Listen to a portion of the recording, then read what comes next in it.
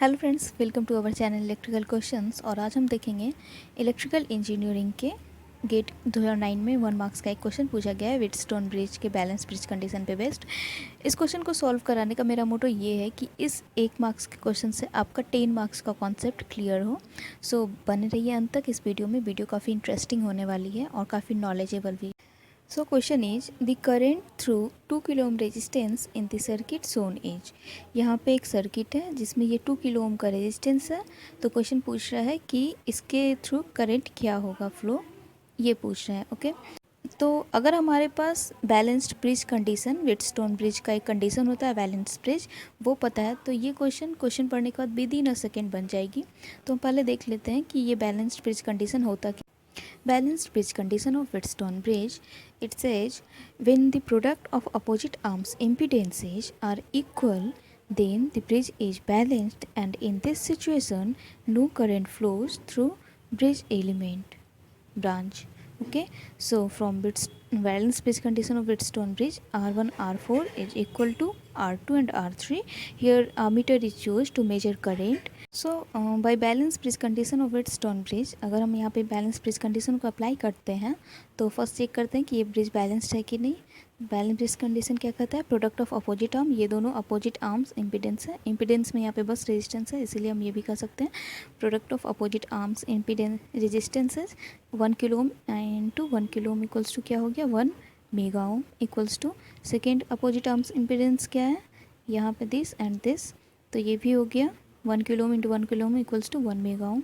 Okay, ये दोनों equal है, मतलब ब्रिज बैलेंस्ड है। और जब ब्रिज बैलेंस्ड होती है तो कोई भी करंट नहीं फ्लो होती है ब्रिज ब्रांच से, ये तो फिर यहाँ पे आई की वैल्यू क्या हो गई 0। ओके, तो सिंपली ये 0 मिली एम्पेयर आंसर हो गया। नाउ इसी क्वेश्चन में हम और क्या क्या फाइंड आउट कर सकते हैं। ओके, तो देखते हैं। फर्स्ट थिंग जो है वो हमें फाइंड आउट करना है कि आर इक्विवेलेंट की वैल्यू क्या होगी अक्रॉस ए बी टर्मिनल। इस ए बी टर्मिनल के अक्रॉस आर इक्विवेलेंट की वैल्यू क्या होगी। सेकंड थिंग है ये हमें फाइंड आउट करना है कि ये 6 वोल्ट सोर्स जो है इसे क्या करंट फ्लो करेगी सर्किट में। और थर्ड फाइंड आउट करना है कि I1 की वैल्यू, I1 है इस डायरेक्शन में, इसकी वैल्यू क्या होगी और V की वैल्यू क्या होगी। यहाँ पे ये वोल्टेज है और इसकी पोलैरिटी गिवन है प्लस माइनस। ओके, तो इन चार चीज़ को हमें फाइंड आउट करना है। तो इसके लिए हम क्या करेंगे, पहले तो आर इक्विवेलेंट की वैल्यू फाइंड आउट कर लेते हैं। आर इक्विवेलेंट की वैल्यू फाइंड आउट करने के लिए हम सर्किट को रीड्रॉ करेंगे ऐसे। तो अगर इस ब्रांच से कोई भी करंट फ्लो नहीं कर रही है तो हम इसे ओपन सर्किट कर देंगे इस तरह से। ओके, अब इसका इक्विवेलेंट क्या हो गया 1, जो भी करंट इस डायरेक्शन में फ्लो होगी वो एक इस साइड से जाएगी और इस साइड से जाएगी और फिर से ये दोनों कंबाइन होकर सर्किट में इस तरह से फ्लो करेगी। तो इसका इक्विवेलेंट क्या हो गया, यहाँ पे ये 2 किलो ओम हो गया। Okay, in the same manner यहाँ पे भी ये 2 किलो ओम हो गई। ओके, अब 2 किलो ओम रेजिस्टेंस जो है वो पैरेलल में कनेक्टेड है। ठीक, ये 2 किलो ओम है और ये भी 2 किलो ओम है और ये दोनों पैरेलल में कनेक्टेड है।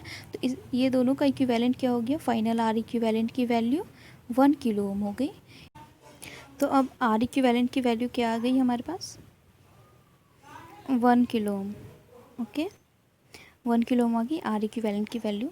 सेकेंड चीज़ हमें फाइंड आउट करनी है कि हम इस आई की वैल्यू, करंट आई की वैल्यू क्या होगी। तो इसके लिए हम क्या करेंगे, I equals to by Ohm's law क्या होता है V equals to I into R equivalent इस सर्किट के लिए।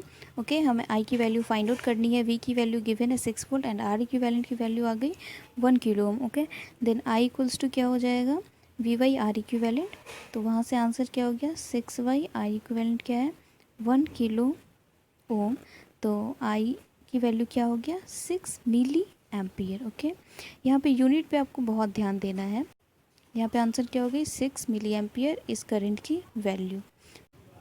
अब हम देखते हैं कि हमारे पास क्या आ गया, आर इक्विवेलेंट की वैल्यू 1 किलो ओम आ गई और आई की वैल्यू आ गई 6 मिली एम्पियर। अब हमें फाइंड आउट करना है कि I1 की वैल्यू क्या होगी। I1 है इस डायरेक्शन में करंट फ्लो कर रही है इस ब्रांच में। ओके, तो इसकी वैल्यू क्या होगी। तो इसके लिए हम इस सर्किट में देखते हैं, यहाँ पे हमारे पास क्या है कि दो इक्वल रेजिस्टेंसेस पैरेलल में है। यहाँ पे ये 2 किलो ओम है और ये 2 किलो ओम है और करंट जो है सर्किट से फ्लो कर रही है 6 मिली एम्पियर की।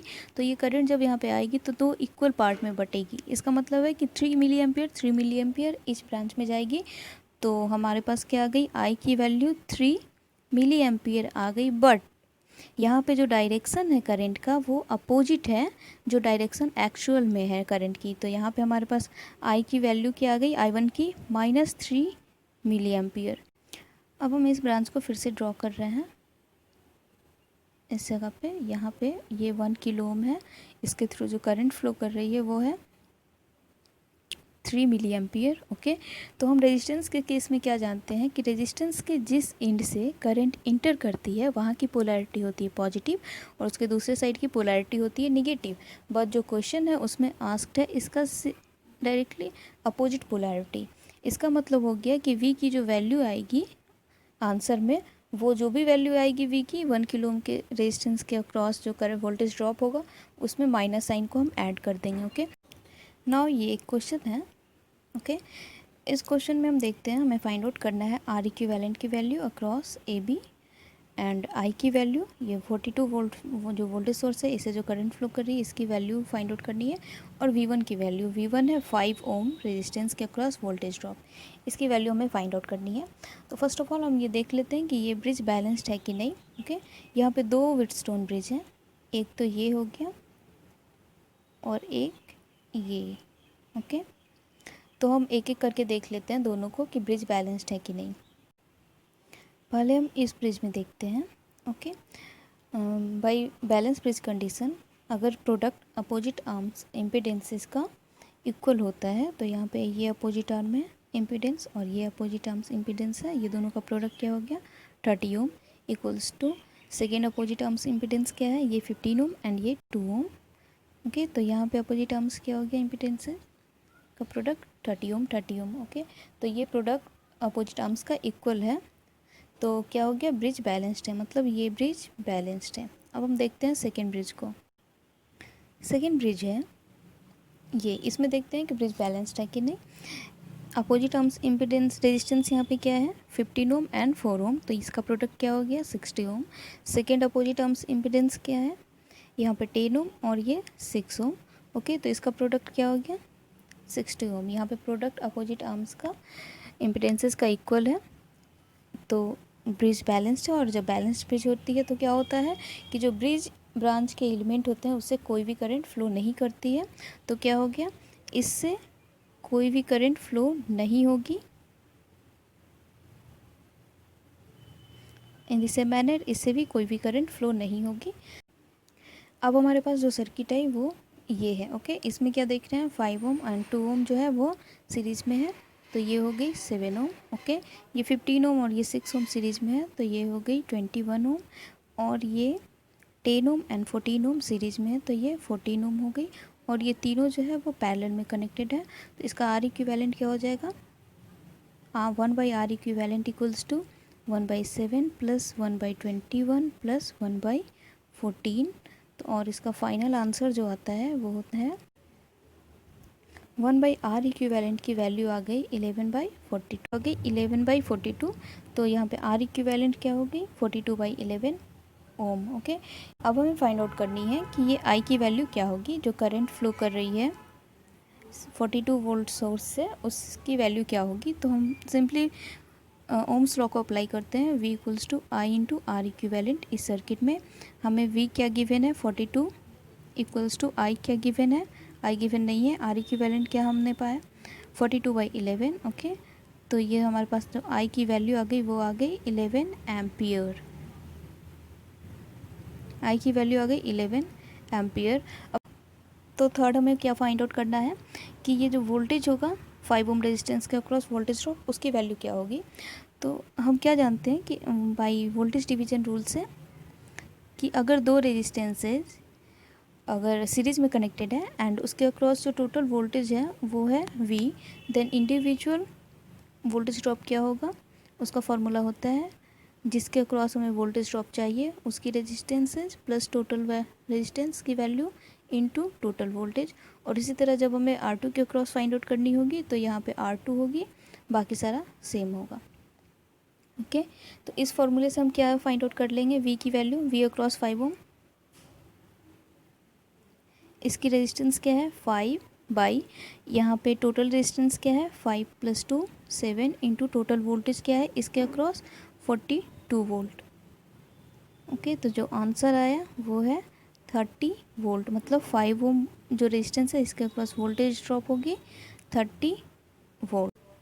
नेक्स्ट क्वेश्चन है कि यहाँ पे एक सर्किट दिए हुए और हमें फाइंड आउट करनी है कि ए बी के अक्रॉस इक्विवेलेंट रेजिस्टेंस क्या होगा। जब हम इस सर्किट को देखते हैं तो हमें ऐसा लगता है कि व्हीटस्टोन ब्रिज का बैलेंस ब्रिज कंडीशन अप्लाई कर सकते हैं, बट यहाँ पे वो कंडीशन अप्लाई नहीं होगी।